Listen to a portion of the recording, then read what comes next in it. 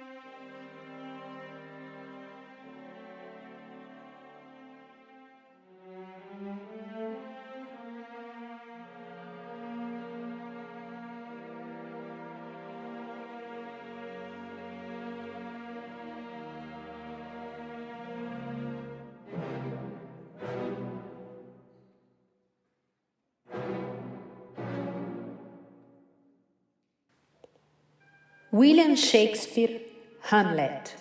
Tradução de Milor Fernandes, editora LPM Pocket.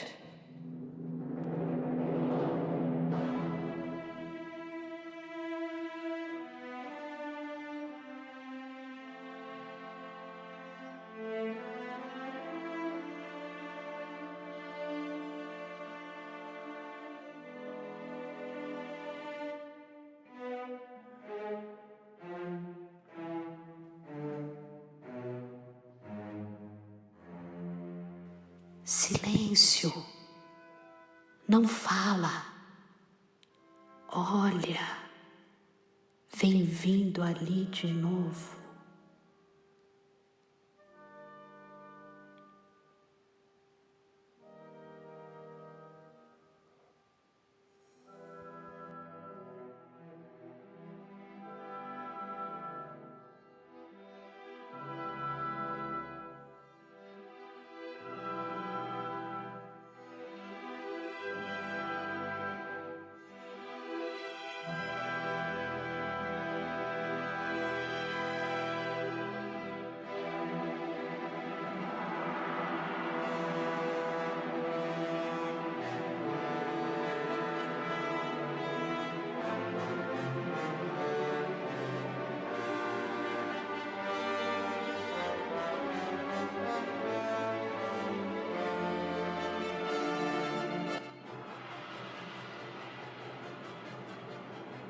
Bernardo,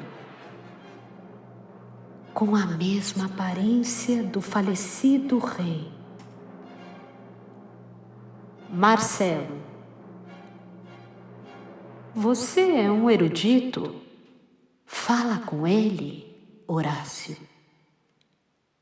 Bernardo, não te parece o rei? Repara bem, Horácio. Horácio, é igual. Estou trespassado de espanto e medo. Bernardo, ele quer que lhe falem. Marcelo, fala com ele, Horácio. Horácio, quem és tu que usurpas esta hora da noite, junto com a forma nobre e guerreira, com que a majestade do sepulto rei da Dinamarca tantas vezes marchou? Pelos céus, eu te ordeno, Fala! Marcelo, creio que se ofendeu. Bernardo, olha só com que altivez vai embora.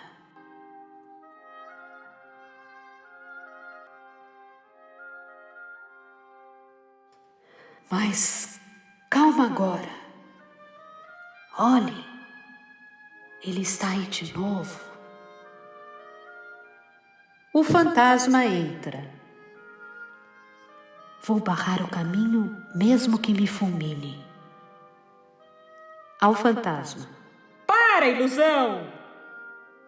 O fantasma abre os braços. Hamlet. O ar corta a pele de tanto que está frio. Horácio. Gelado e penetrante. Hamlet. Que horas? Horácio. Acho que é quase meia-noite. Marcelo. Já soou meia-noite. Horácio. É mesmo? Eu nem ouvi? Então está perto da hora em que o espírito costumava aparecer. Toques festivos de trombeta, canhões disparam no castelo.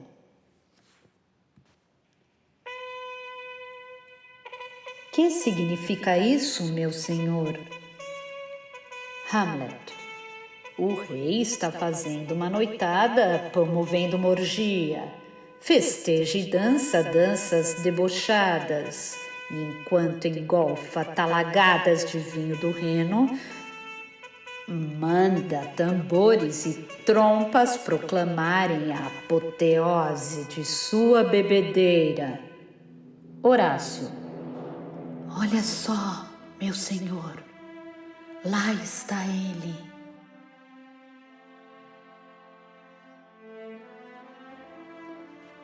Hamlet.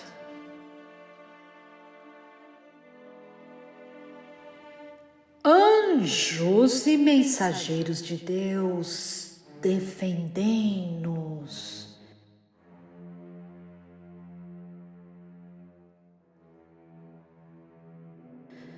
Sejas tu, espírito sagrado, duende maléfico, circundado de auras celestes ou das chamas do inferno.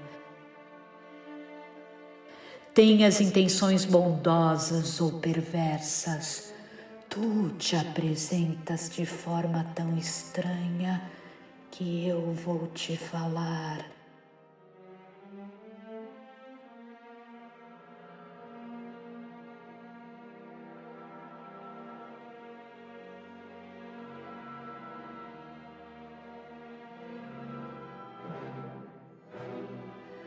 Tu és Hamlet.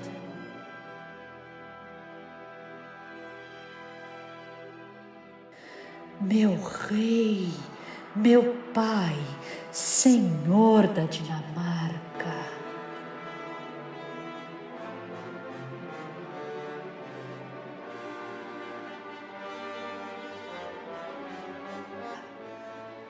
Vai, me responde. Não deixa que eu exploda em ignorância.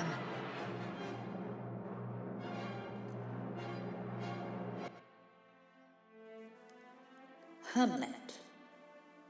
Para onde me leva? Fala, não passo daqui.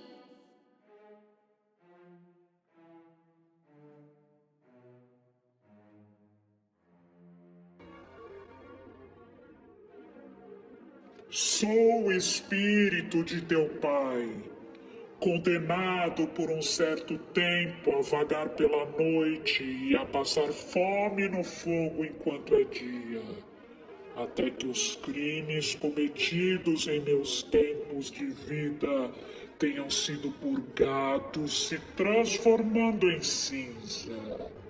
Se não me fosse proibido narrar os segredos das profundezas, eu te revelaria uma história cujas palavras mais leves arrancaria as raízes da tua alma e gelaria o sangue da tua juventude, fazendo teus 2 olhos abandonarem as órbitas como estrelas perdidas, enquanto teus cabelos, separados em tufos, ficariam com os fios em pé, cerdas na pele de um porco-espinho.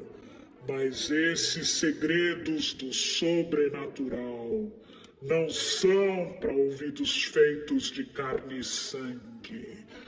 Escuta, escuta, escuta.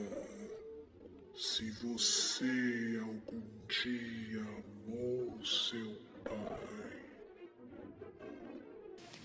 Sexta-feira, 16 de julho. Estou voltando do jantar americano em casa de Nora, onde cheguei eu, a hóspede de honra, com 1h30 de atraso. Esta noite, na verdade, começou de um modo horrendo.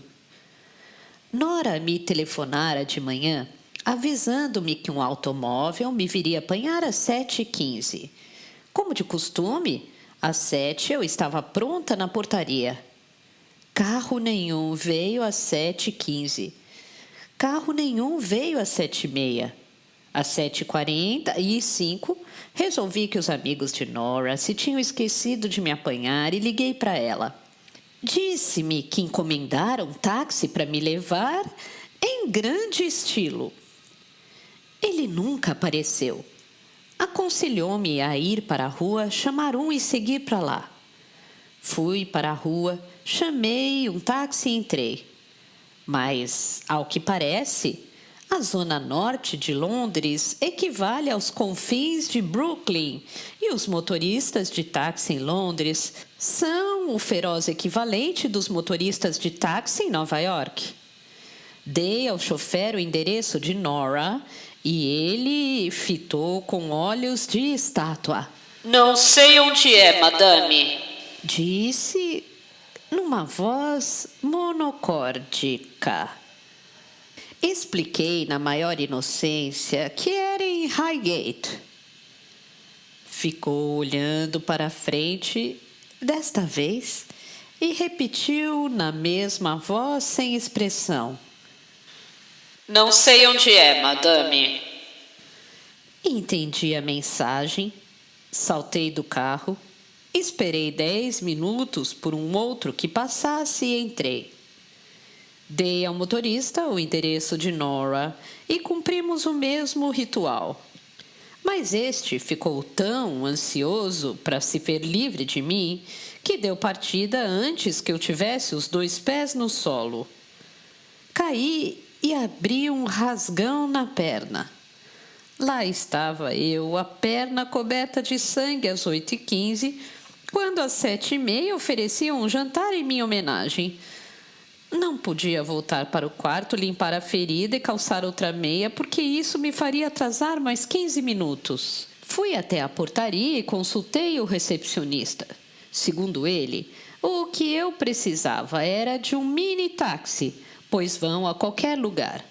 Os mini-táxis equivalem aos serviços de limusine em Nova York e custam caro também. O recepcionista ligou para o serviço de mini-táxis e o carro chegou 10 minutos depois. O motorista disse-me que se chamava Barry, é interno de um hospital, dirige um mini-táxi à noite para ganhar um dinheirinho. Arrancou-se para as colinas da zona norte de Londres como se desejasse a morte de nós dois, mas não importa. Chegou ao destino e, pelo caminho, me divertiu à beça. Contou-me que estudara na Universidade McGill, no Canadá, e passava os verões trabalhando em Manhattan. No primeiro dia que pisou em New York, foi parar numa ilha de tráfico no cruzamento da Broadway e Rua 42. Não sabia onde estava, sabia apenas que desejava ir para o Times Square. Havia um policial dirigindo o tráfico. Barry, querendo pedir informações, parou atrás do guarda e bateu-lhe no ombro. o que bastou para que o policial, fiel às tradições de cortesia e boa vontade da corporação mais apreciada em Nova York, se voltasse e metesse o cano da pistola na barriga de Barry. Seu guarda, só quero saber como é que vou para Times Square. É mesmo, é? Perguntou o policial. Sou um turista, não sei andar na cidade. Explicou Barry. I am an Englishman. Sou inglês. Está brincando? Disse o policial sem tirar a pistola da barriga de Barry. Então, Barry desistiu e falou: Seu guarda, se vai me dar um tiro, recue por favor um passo para não matar as 400 pessoas que estão atrás de mim. O guarda finalmente deixou-o ir. Barry atravessou a rua e perguntou a um transeunte como fazer para chegar a Times Square. O transeunte estudou o problema com toda a atenção e deu-lhe as instruções. Você anda um quarteirão, dobra à esquerda, anda outro quarteirão, dobra à esquerda, anda outro quarteirão, dobra à esquerda, que vai chegar lá. E assim Barry deu a volta ao quarteirão para descobrir que o tempo todo havia estado em Times Square. O caso é que ele andava à procura de uma praça do tipo inglês com jardim no meio. Mas o que o transeunte não sabia é que em Londres você pode andar um quarteirão, dobrar à esquerda, andar outro quarteirão, dobrar à esquerda, andar outro quarteirão, dobrar à esquerda e acabar num ponto bem distante onde começou. Ele vendia enciclopédias britânicas e canetas tinteiro de porta em porta. A maioria das donas de casa lhe batiam com a porta na cara. Eu tinha geralmente de pedir: minha senhora, abra a porta para que eu possa puxar minha gravata. De forma que passou a fazer demonstrações de canetas tinteiro nas lojas Woolworth. Descobriu que a maneira de ganhar do sistema era ser muito bom nas demonstrações para que o promovessem a instrutor. Ensinando a outros caras a demonstrar, a gente pelo menos se senta. Largou-me na casa de Nora e avisou que me pegaria à meia-noite para a viagem de volta. Eu poderia rachar a cabeça de Nora. Não é que ela não contou aos convidados que eu estava pronta e à espera desde as 7h15? Uma mulher se dirigiu a mim e disse polidamente: A senhora se incomoda se eu lhe perguntar o que a reteve? Fiquei tão aturdida que não achei resposta. Simplesmente corri para o andar de cima com Sheila e me refugiei no quarto dela até me acalmar. Não tenho aprumo nenhum. Todos os negociantes de livros raros me regalaram com histórias de sua atividade. Contaram-me que, depois da guerra, havia livros de mais e espaço de menos nas livrarias, de modo que todos os livreiros de Londres enterraram centenas de velhos livros nas crateras abertas para bombas nas ruas da cidade. Hoje, os livros enterrados valeriam uma fortuna, se pudessem recuperá-los. Mas como derrubar os novos edifícios e escavar as ruas reconstruídas?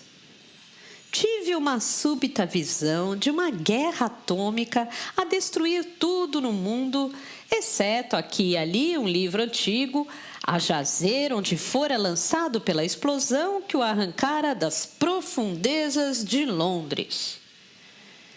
Recebi presentinho de todos e acho que dei mancada com alguns deles. Uma encantadora mulher que negocia com autógrafos deu-me uma caderneta de notas lindamente encadernada. Eu estava precisando de uma, pois convertera a minha em calendário.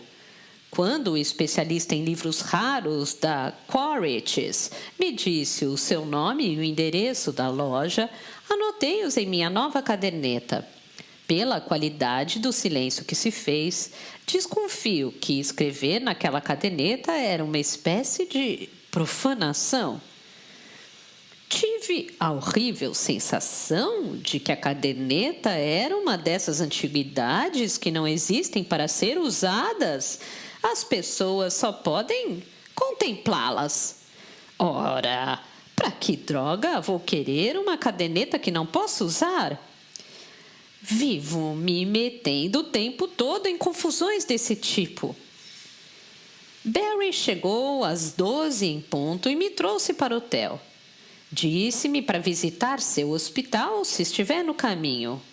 É o St. Bartholomew's, recomendou. Passe pelo portão de Henrique VIII e veja a capela, é muito bonita. Anotei-lhe o nome.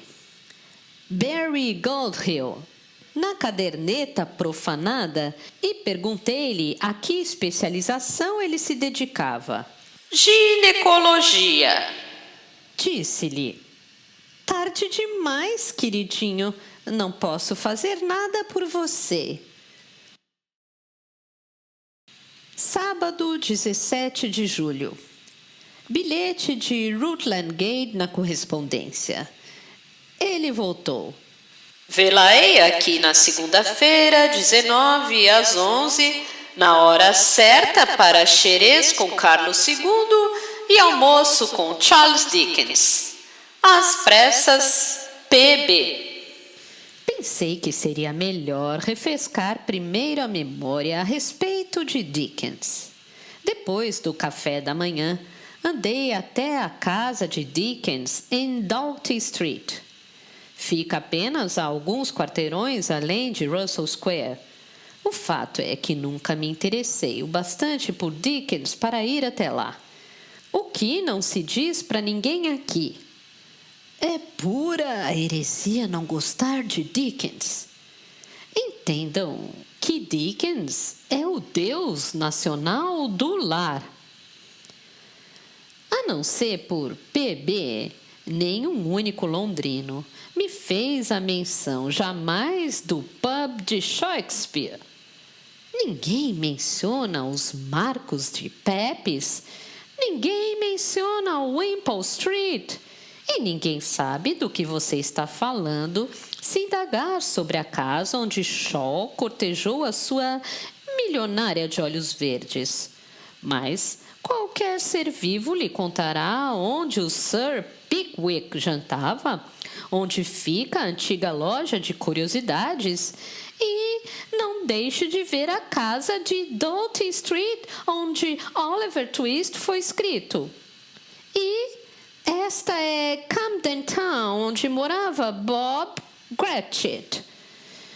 O porteiro lhe mostrará onde Dickens escreveu Grandes Esperanças.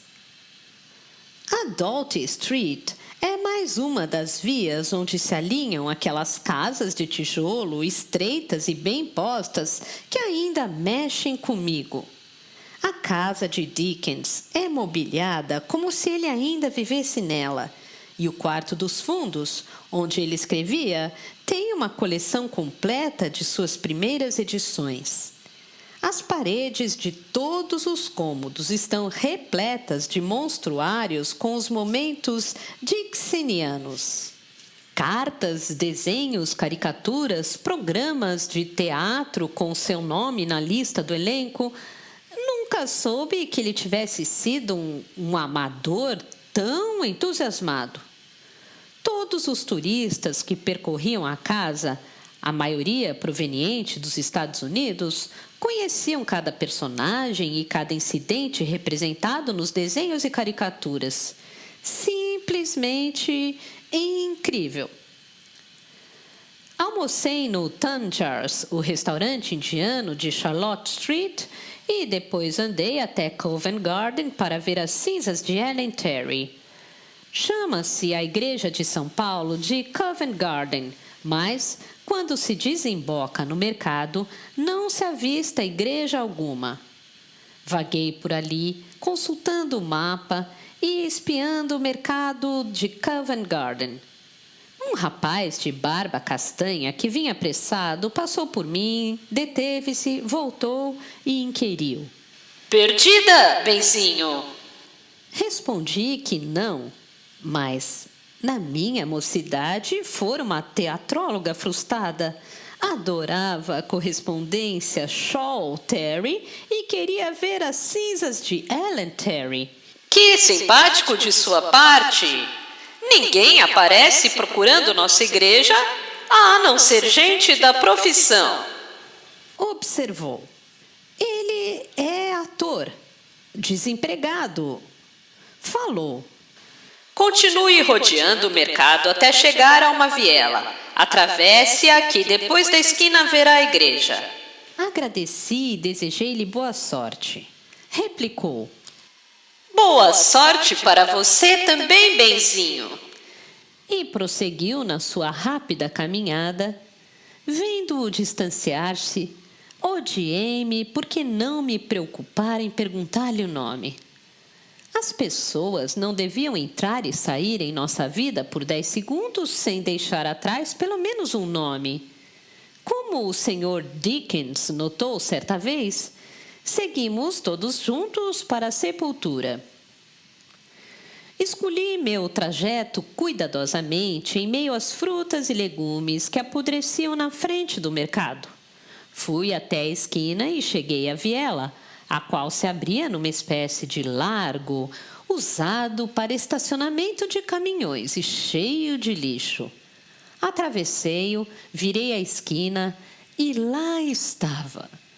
Uma igrejinha com um pequeno cemitério verde e um jardim atrás. A igreja estava deserta, pelo que me senti grata. Sou muito emotiva e, quando se é emotiva, nunca se sabe se de repente não se vai ter uma crise de choro. Pensei que as cinzas de Ellen poderiam provocá-la. Em cima de uma mesa havia uma pilha de folhas mimeografadas. Um cartazete convidava as pessoas a pegar uma, sentar-se e ler para ficar sabendo alguma coisa sobre o lugar em que se encontra. A igreja foi construída por Inigo Jones por volta de 1630. William S. Gilbert foi nela batizado. Wycherley está nela enterrado. Era nela que Garrick seguia os cultos. E o professor Ernie Higgins viu pela primeira vez Eliza Doolittle vendendo suas flores debaixo do pórtico da igreja na chuva. Acompanhei a parede do lado direito, lendo placas em memória de atores e compositores há muito falecidos. Quase ao fim da parede, perto do altar, num nicho atrás de uma grade de ferro, numa urna de prata polida até emitir um prístino brilho, as cinzas de Ellen Terry. Fiquei surpresa quando me senti sorrindo diante da urna. É uma visão luminosa e alegre. Cruzei a nave e voltei, seguindo a parede do lado esquerdo, lendo mais placas até a porta. Quando já estava saindo, bem junto à porta, no interior, dei com placa bem recente. Vivian Leigh, morta em 1967. E aí, de repente, me vieram as lágrimas.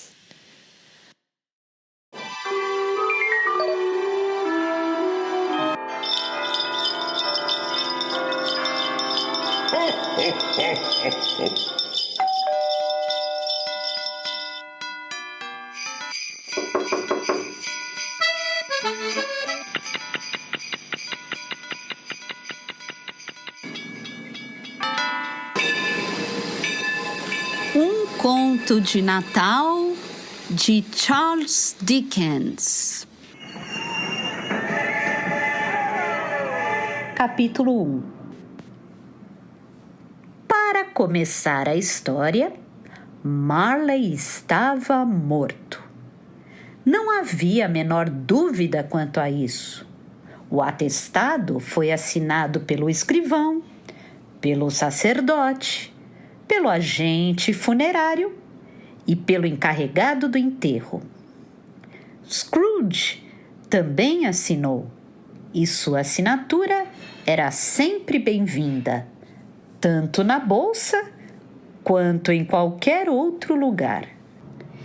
Deixe-me, portanto, repetir com toda a ênfase: Marley estava tão morto quanto uma pedra.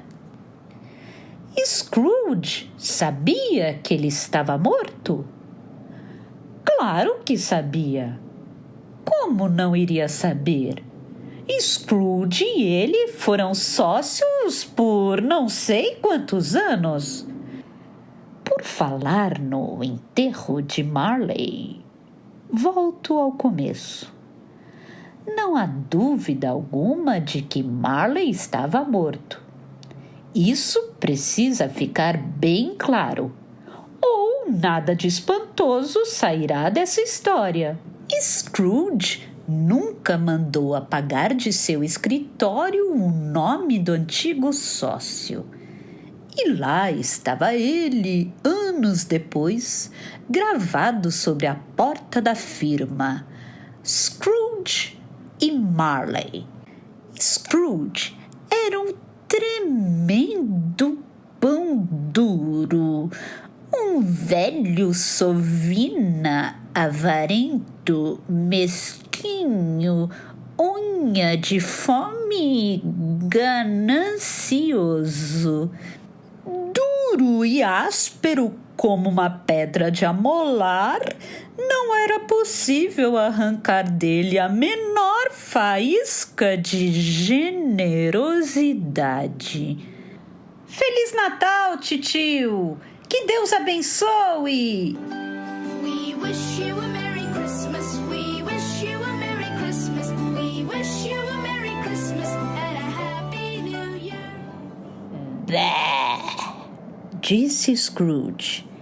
Que bobagem!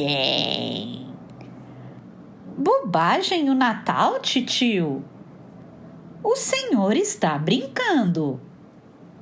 Claro que não, replicou Scrooge.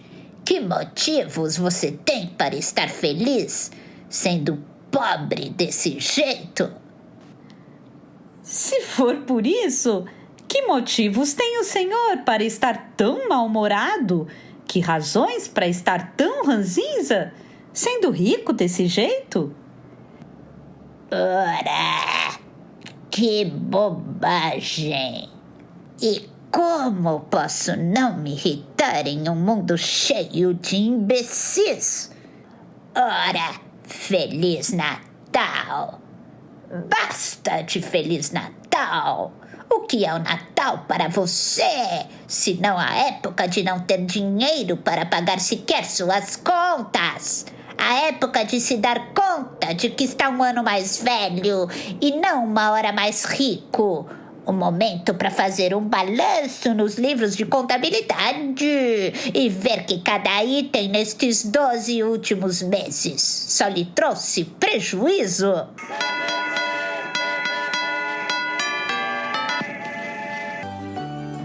Scrooge comeu seu triste jantar na não menos triste taberna de sempre e, depois de ler todos os jornais e examinar a sua conta bancária, foi para casa dormir.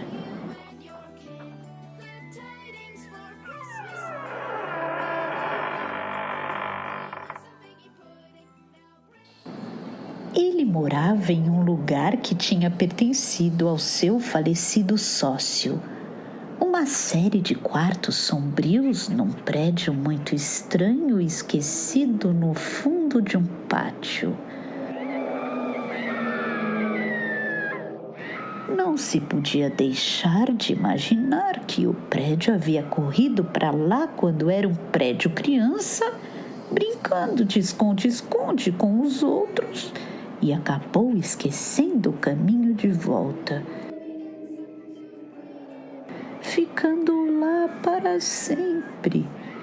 Agora estava velho e assustador, pois, afora Scrooge, ninguém mais morava lá e as outras peças serviam de escritório. O pátio estava tão escuro que até mesmo Scrooge, que conhecia cada pedra dele, se viu obrigado a tatear para achar o caminho. A bruma e o gelo se acumulavam de tal jeito sobre o velho e negro portão do prédio que parecia que o gênio das estações tinha sentado na soleira da porta para lhe fazer alguma fúnebre meditação. A tranca da porta do prédio era muito grande. Scrooge a via todos os dias, de manhã e à noite, desde que tinha se mudado para lá. Ele era um homem totalmente sem imaginação, como qualquer homem do centro financeiro de Londres, incluindo-se aqui os membros da municipalidade, os assessores e os criados, o que não é pouca coisa. Naquele dia, ele lembrou de Marley uma só vez.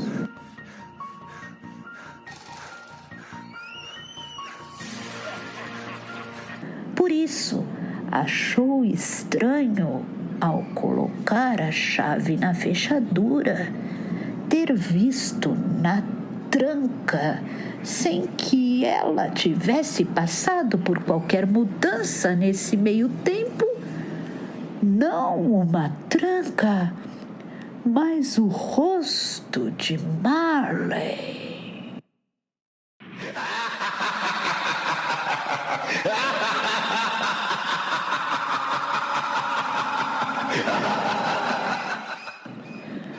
Sim, o rosto de Marley.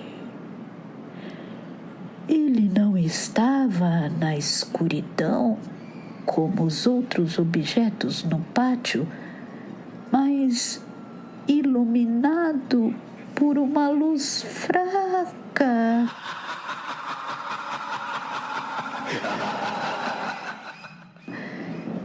E chamava a atenção como uma lagosta estragada em uma despensa escura. Não estava irritado nem colérico, mas olhava para Scrooge do jeito que Marley costumava olhar, com os óculos fantasmagóricos levantados sobre uma fantasmagórica testa.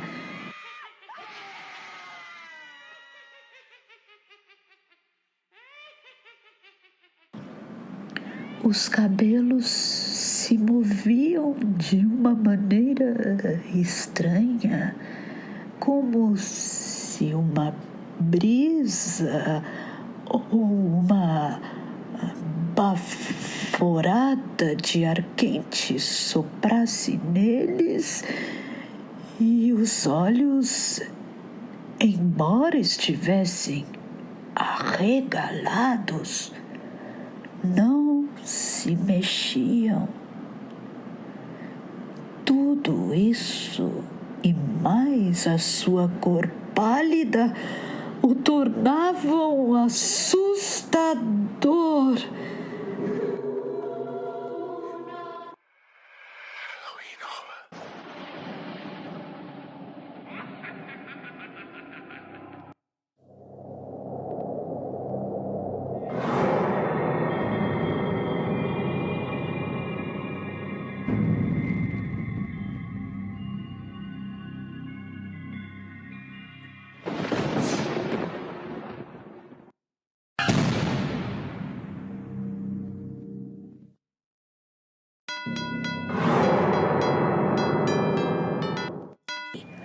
O que quer de mim? Muita coisa. respondeu a voz que era sem dúvida nenhuma de Marley. Quem é você? Pergunte quem eu era. Em vida fui seu sócio, Jacob Marley. Você pode... quer dizer... consegue sentar? Sim, posso. Scrooge fez a pergunta, pois não sabia se um fantasma tão transparente teria condições de sentar-se em uma cadeira e, caso isso fosse impossível, poderia ocorrer a necessidade de uma explicação embaraçosa.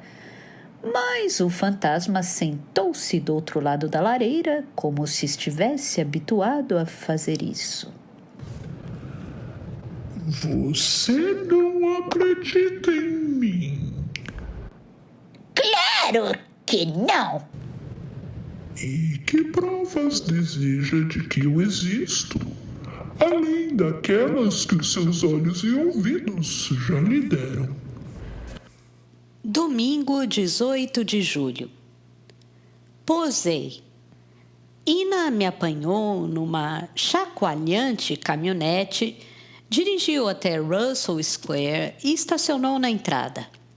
As portas da caminhonete são corrediças e eu, naturalmente, quis abri-la, empurrando-as para fora. Quase quebrei a porta, quase quebrei o braço. Ina, com um riso convulso, disse: Você é igualzinha a Léo. Parece que ele também não leva jeito com artefatos mecânicos.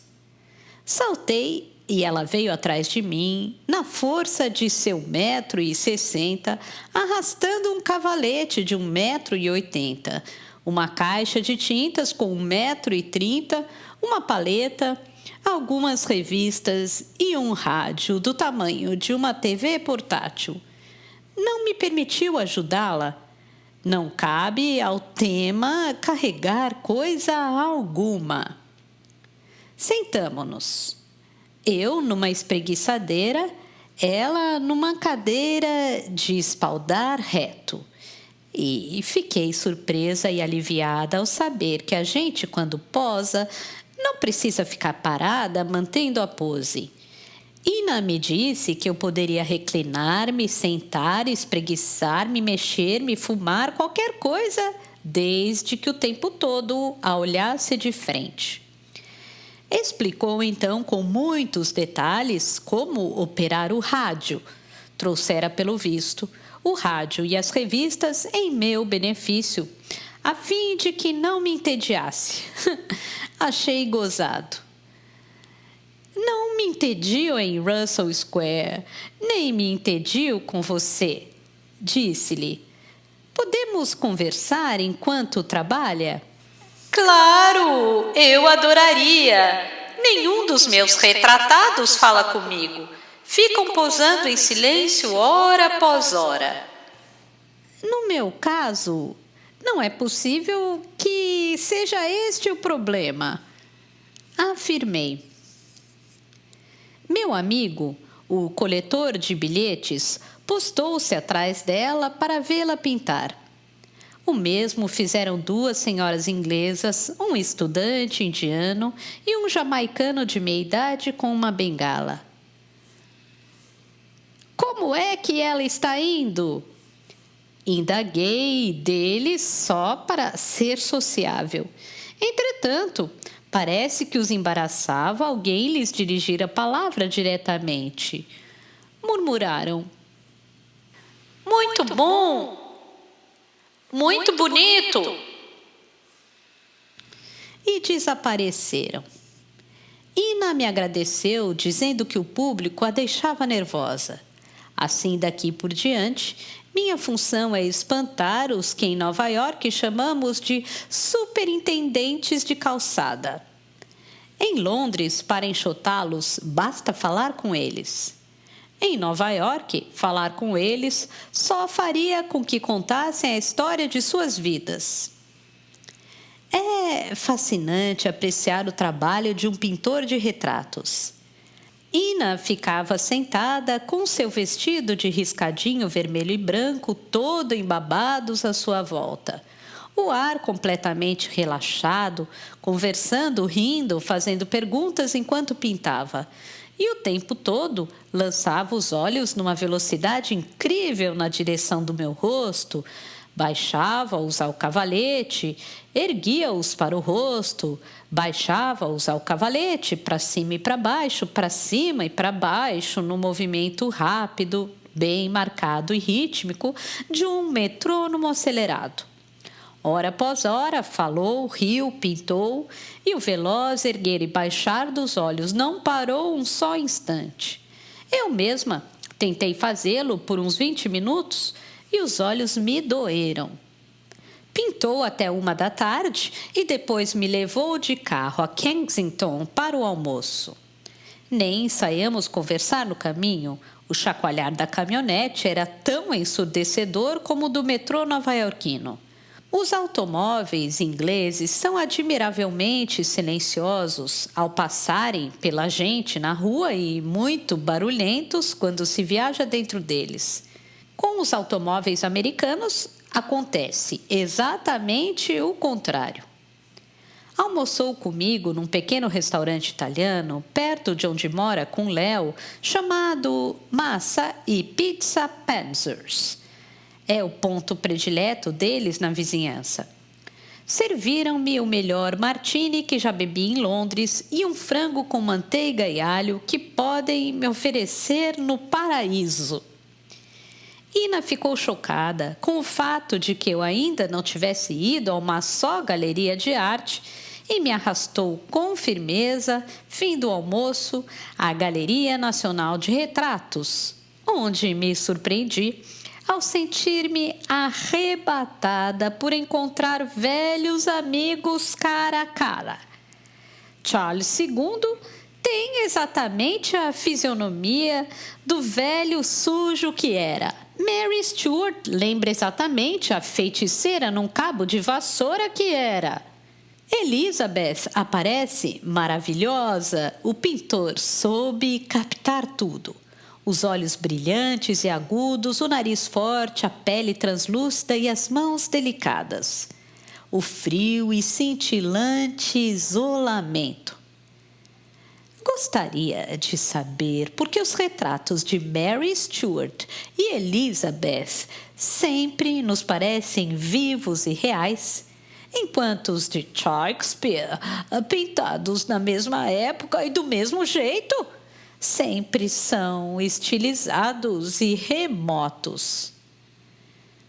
Contemplei fixamente cada rosto por tanto tempo que não deu para sairmos dos séculos XVI e XVII. Voltaremos na próxima semana para ver o 18 e o 19. Estou agora com a apaixonada determinação de ver todo mundo. O coronel telefonou. Vai me levar a jantar no campo quarta-feira.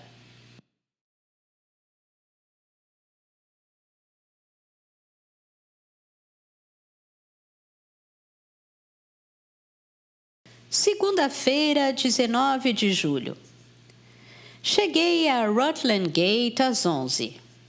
Mentira!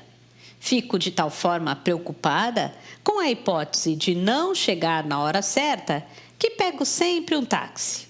Resultado?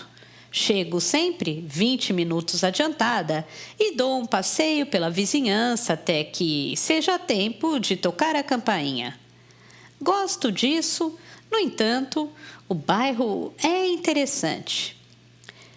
Levou-me Pat ao Old Winners Shade, em Martin Lane, na Gannon Street, para tomar xerez às 11. É o único pub em Londres que sobreviveu ao grande incêndio de 1666. Construíram-no antes de 1663 e não parece que tenha mudado desde então. Lá, então, os antigos barriletes de vinho por cima do balcão, o tempo encheu de manchas as mesas e bancos de madeira, até o cardápio soa arcaico. Posso imaginar Pepes a pedir a torta de vitela e frutas cristalizadas. Fomos depois ao Banco da Inglaterra, onde os porteiros e contínuos vestem calções e coletes vermelhos e fazem reverência quando lhe desejam bom dia. Fora isso, é mais uma cobra cordial. Almoçamos no George & Vulture, onde, conforme a citação do cardápio, o Sr. Pickwick convidou 45 pessoas para jantar com ele na primeira vez que vieram a Londres. O restaurante era a sede do Clube Pickwick. Caricaturas de Dickens nas paredes, bifes e costeletas grelhados a fogo aberto num grande fogão de pedra. Depois da esquina do George & Vulture fica a igreja de São Miguel Cornhill com São Pedro Lepoé e São Bento Fink. Vou colocar São Bento Fink na minha lista de santos favoritos, embaixo dos 2 santos de Nova Orleans. Aí, por volta de 1801, quando os Estados Unidos compraram a Louisiana, firmas americanas entraram no negócio de imagens católicas e começaram a mandar caixotes de estatuária eclesiástica a Nova Orleans. Pregavam etiquetas nos caixotes com as palavras frágil e expedito. Os habitantes de Nova Orleans eram franceses, não podiam ler inglês e não sabiam o que significavam as 2 palavras. Chegaram à conclusão de que deviam ser os nomes dos santos cujas imagens estavam dentro dos caixotes. Não deu outra. Em pouco tempo, os santos mais populares em Nova Orleans eram São Frágil e Santo Expedito. São Frágil perdeu terreno logo depois, mas, pelo que soube, ainda recentemente se podia abrir um jornal de New Orleans a qualquer dia e ler na coluna de mensagens pessoais. Agradecimento a Santo Expedito pela graça concedida. De acordo com a imagem, ele é um antigo romano que usa toga. Desejaria também saber coisas a respeito de São Bento Fink. PB não tem ideia de quem foi. Percorremos Lombard Street. PB contou que o sistema bancário londrino foi fundado por judeus da Lombardia nos anos 400. Cada prestamista pendurava um emblema para identificar seu estabelecimento e daí em diante, os bancos de Lombard Street vêm todos pendurando emblemas em placas de bronze. Os emblemas ainda balançam na brisa. O do Banco da Escócia é um gato com rabeca. Outro banco tem um gafanhoto. Outro ainda, um cavalo empinado. PB não sabe de onde vieram os símbolos ou qual o seu significado original. Todos já têm centenas de anos. E aí chegam os Estados Unidos e abrem um banco em Lombard Street. Vêm todos esses gatos com rabeca, esses gafanhotos, esses cavalos empinados, dizem: gente, precisamos pendurar alguma coisa. E prontamente penduram uma águia americana. Não temos nenhuma imaginação nacional. PB vai nos levar, a mim, Jean e Ted, para no sábado ver uma rica mansão campestre. Confundiu-me ao entrar comigo numa joalheria a fim de aprovar um broche de lapela que mandou fazer para mim. É de ouro com brasão vermelho e branco da cidade de Londres. Vê-lo-ei pela última vez no sábado, quando então o broche estará pronto.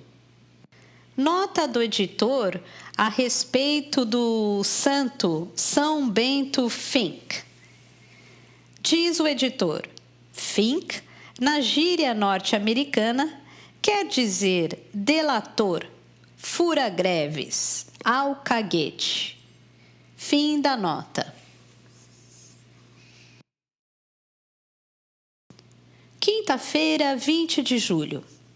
Cheguei a Russell Square antes de Ina e meu amigo coletor de bilhetes, depois de armar uma cadeira para mim, pôs os braços para trás, inclinou-se e perguntou conspirativo: A senhora é alguém que eu deveria conhecer?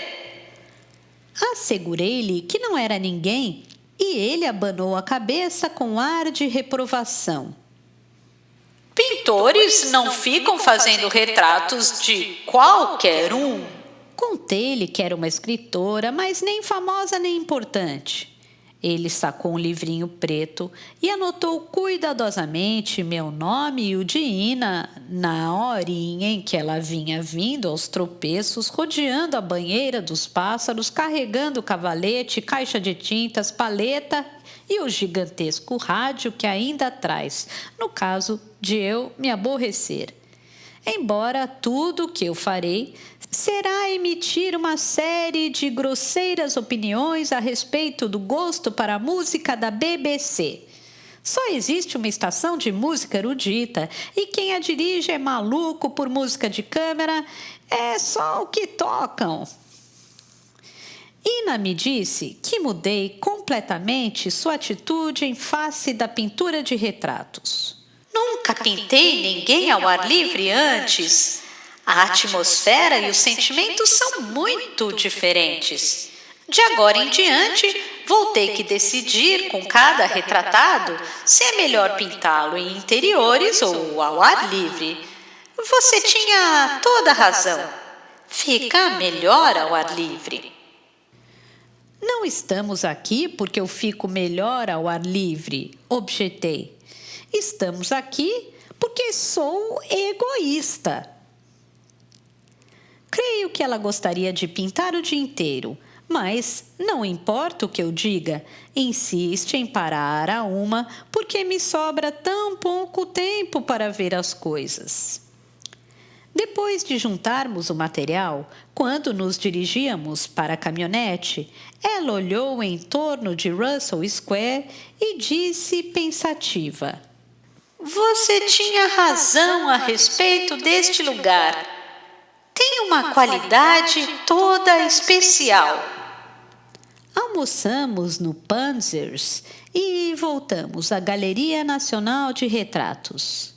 Vi Jane Austen, Leigh Hunt, Willie Hazlitt e o fantasmagórico retrato de Bronte. Os rostos das 3 irmãs e no meio a mancha cinzenta onde antes estivera o rosto de Bramwell. A história é que Bramwell se retratou e as suas irmãs e depois apagou a própria imagem porque teve um ataque de ódio contra si mesmo. E, obviamente, não dá para ninguém se concentrar nos rostos das irmãs. O quadro é dominado por aquela mancha cinzenta no meio. A gente não se pode impedir de imaginar se Bramwell não teve consciência disso.